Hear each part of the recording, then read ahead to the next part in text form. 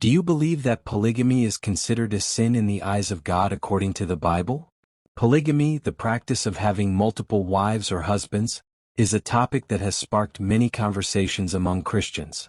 Today we're delving into this thought-provoking subject to understand what the Bible actually says. We received a question from Sarah, a thoughtful viewer, who asked, "Is polygamy a sin in Christianity?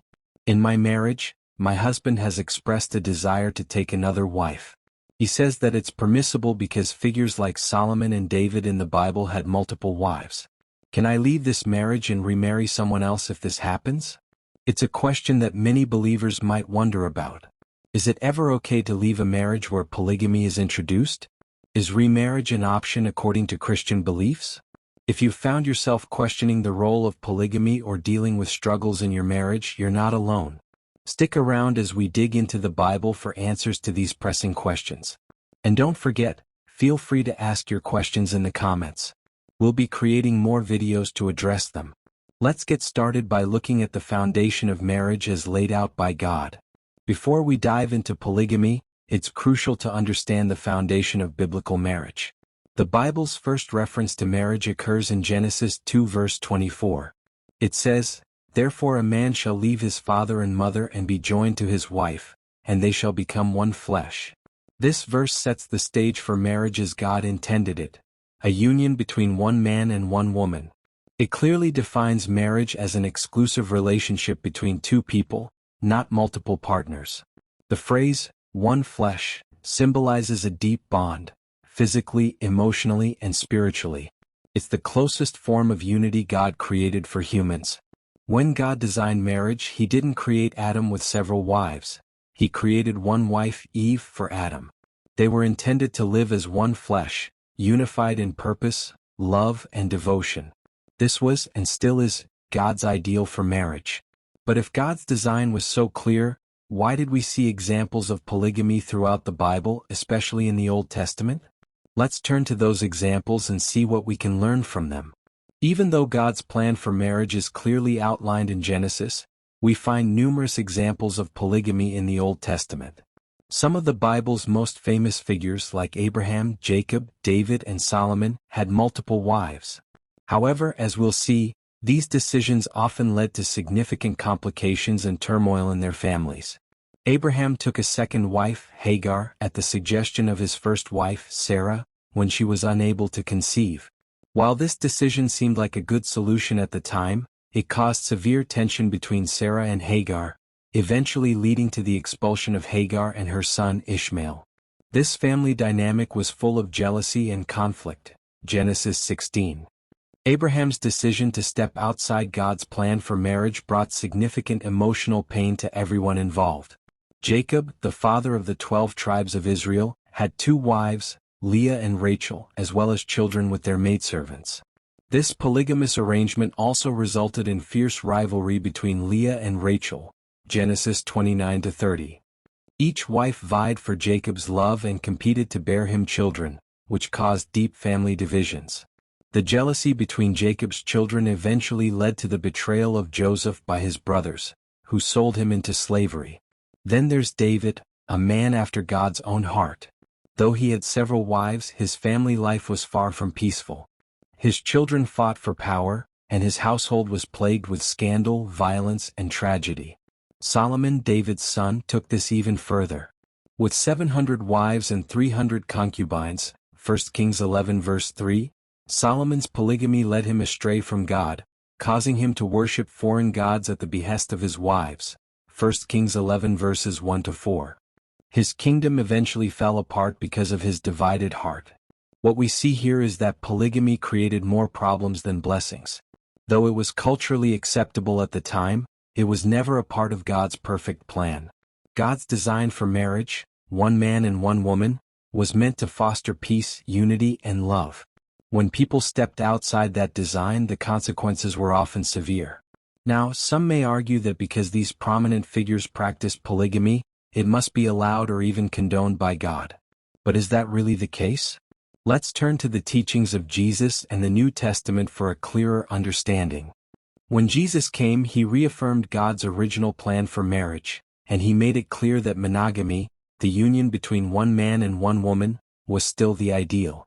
In Matthew 19 verses 4-6, Jesus says, "He who made them at the beginning made them male and female and said, For this reason a man shall leave his father and mother and be joined to his wife, and the two shall become one flesh. So then they are no longer two but one flesh. Therefore what God has joined together, let not man separate." This passage reaffirms the teaching from Genesis. Jesus emphasizes the exclusivity of the marriage relationship.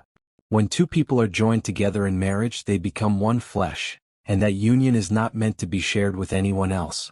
There's no room for polygamy in this understanding of marriage. Two become one, not three or more. Jesus also addressed the issue of divorce in this passage. He acknowledged that under the Mosaic law, divorce was allowed, but he clarified that this was a concession made due to the hardness of people's hearts. In reality, God's ideal was always lifelong commitment and faithfulness between one man and one woman. So, what does this mean for Sarah and others in her situation? If a husband brings another wife into the marriage, he is breaking the covenant of marriage that God established.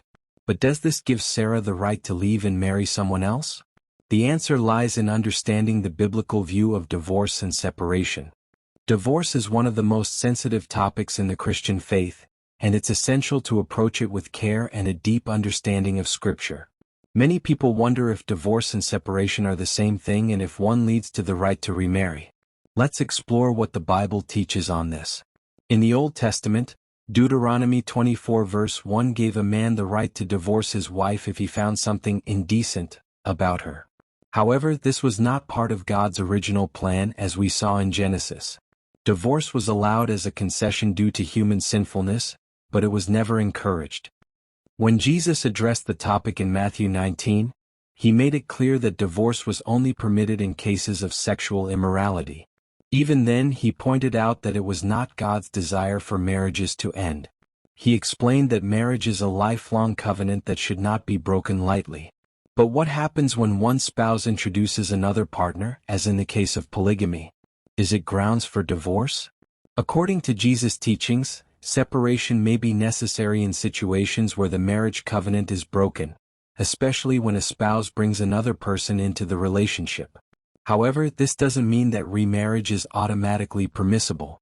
In fact, in 1 Corinthians 7 verses 10-11, Paul writes, "To the married I give this command, not I, but the Lord, a wife must not separate from her husband. But if she does, she must remain unmarried or else be reconciled to her husband. And a husband must not divorce his wife." This passage indicates that separation can happen, but it's not the same as a divorce that allows for remarriage. Instead, separation can be a time for healing, prayer, and potentially reconciliation. The marriage bond remains intact, even if the couple is no longer living together. For Sarah, this means that if her husband insists on taking another wife, she may need to separate from him for the sake of her emotional, spiritual, and physical well-being. However, according to the Bible, this doesn't give her the right to marry another man while her husband is still alive. The hope is that the separation may lead to reconciliation or at least a peaceful resolution. The Apostle Paul was one of the clearest voices in the New Testament advocating for monogamy in Christian marriage. In several of his letters, Paul emphasized that Christian leaders in particular were to be examples of faithfulness in their marriages.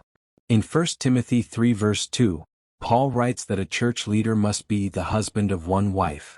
This qualification reflects the expectation that Christian men should be committed to their wives alone. It's clear from this passage that polygamy was not considered acceptable for leaders in the early church. Similarly, in Ephesians 5 verse 25, Paul instructs husbands to love their wives as Christ loved the church. This type of sacrificial love can only be fully expressed in a monogamous relationship. Just as Christ is devoted to his one bride, the church, husbands are called to be devoted to one wife. Paul's writings make it clear that Christian marriage is meant to reflect the unity and faithfulness of Christ's relationship with the church. This means that polygamy has no place in the Christian understanding of marriage. Husbands are called to love, honor, and protect their wives, just as Christ does for his people. As we've seen, polygamy, while practiced by some biblical figures, was never part of God's perfect plan for marriage. The examples of Abraham, Jacob, David, and Solomon demonstrate the destructive consequences that come when people step outside of God's design. Today, some cultures still practice polygamy, and it can be difficult for Christians in these contexts to know how to respond. However, the Bible's teachings are clear. Monogamy is God's will for marriage, and polygamy leads to brokenness, pain, and division. For Christians today, it's essential to uphold the biblical standard of faithfulness in marriage. If you find yourself in a situation like Sarah's, where your spouse is introducing another partner, it's important to seek godly counsel and prayerful support. You may need to consider separation for your own well-being, but remember that the goal is always to seek reconciliation and restoration whenever possible. As we conclude, we encourage you to reflect on the beauty of God's design for marriage. When two people come together as one, they reflect the unity and love that God intended from the beginning. In a world that often distorts the meaning of marriage, let's hold fast to the truth of Scripture and strive to honor God in our relationships. If you have any questions or would like further clarity, feel free to leave a comment below. We'd love to hear from you and continue this conversation. Thanks for watching, and may God bless your marriage and relationships.